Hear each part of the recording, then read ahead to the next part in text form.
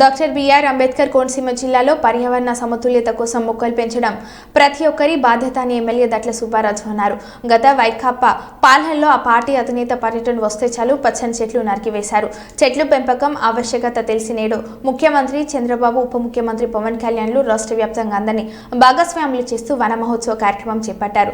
మొక్కలు పెంపకంపై అవగాహన పెంచుకొని విద్యార్థులు తాము ఎదుగుతున్నట్లయితే ప్రతి ఒక్కరూ ఒక మొక్క ఎదుగుదలకు కృషి చేయాలని ఎమ్మెల్యే దట్ల సుబ్బారాజు అన్నారు.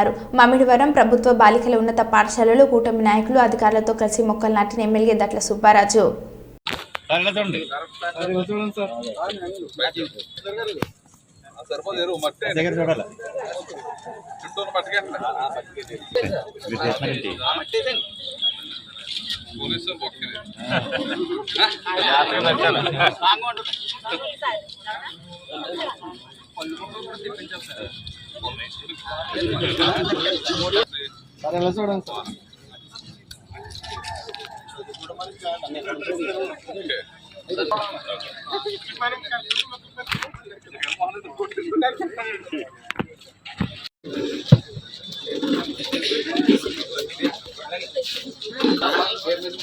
ఆకుపచ్చని ఆశయాలతో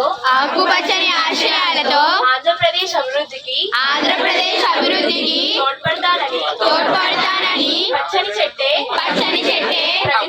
ప్రగతికి సోపాన మార్గమని గుర్తెరిగి ప్రకృతిలోని సమతుల స్థితి అవసరాన్ని గుర్తిస్తూ ప్రతి నీటి బొట్టును సద్వినియోగపరుస్తానని చెట్ల ఆవశ్యకత పట్ల అవగాహన పెంచుతూ వనాలను నరకనివ్వనని విరివిగా మొక్కలు నాటుతానని మన ఊరూరా వాడవాడ ఇంట బయట అన్ని చోట్ల మొక్కలు నాటడంతో పాటు వాటి సంరక్షణ బాధ్యతను కూడా స్వీకరించి ఆంధ్రప్రదేశ్ లో పచ్చని తోరణంగా తీర్చిదిద్దేందుకు కృషి చేస్తానని ప్రతిజ్ఞ చేస్తున్నాను.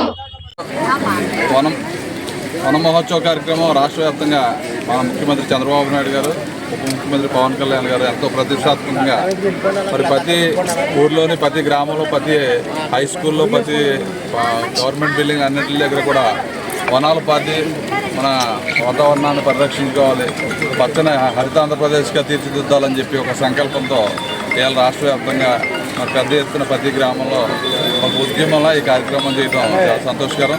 ఎందుకంటే గత ప్రభుత్వంలో ఉన్న వనాలన్నీ కొట్టేయడం తప్ప ఎక్కడ పెంచిన దాఖలాలు. గత 2014-19 వరకు కూడా లక్షలాది మొక్కలు పెంచి మనం ఒక హరిత ఆంధ్రప్రదేశ్గా చంద్రబాబు నాయుడు గారు ఆ రోజు తీర్చిదిద్దడం జరిగింది.